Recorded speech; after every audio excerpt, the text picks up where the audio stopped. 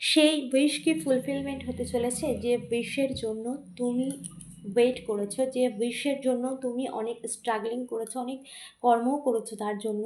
তো চলো দেখে নিই তোমার সেই উইশ ফুলফিলমেন্ট হতে চলেছে কি না।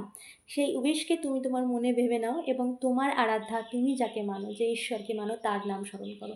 যার উপর তুমি বিশ্বাস রাখো, আস্থা রাখো, তার নাম স্মরণ করো ৩ বার এবং তোমার উইশটাকে মনে মনে ভেবে নাও। চলো দেখে নিই তোমার সেই আরাধ্যা, তোমার ঈশ্বর, সে কি তোমার সেই ইচ্ছে পূরণ করবে বা তোমার সেই প্রার্থনা কি গ্রান্ট করা হয়েছে ডিভাইন এনার্জির তরফ থেকে।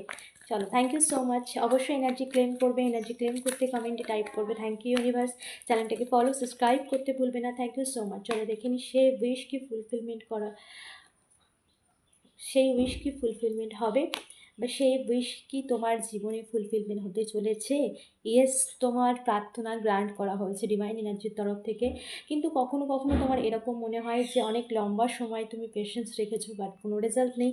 কিন্তু এখানে ইউনিভার্স কিন্তু তোমার উইশ গ্রান্ট করেছে, তোমার লাইফে কিন্তু তোমার সেই ম্যানিফেস্টেশন পূরণ হতে চলেছে যা তুমি ইউনিভার্সের কাছে রেখেছো। সেটা যে কোনো ক্ষেত্রে হতে পারে এবং তুমি যে প্রার্থনা করেছো সেটা ইউনিভার্সের কাছে অবশ্যই পৌঁছেছে। কখনো কখনো ভাবো যে এত প্রার্থনা কি পৌঁছেছে ঈশ্বরের কাছে, কিন্তু অবশ্যই এখানে ইউনিভার্স তোমার প্রার্থনা গ্রান্ট করেছে।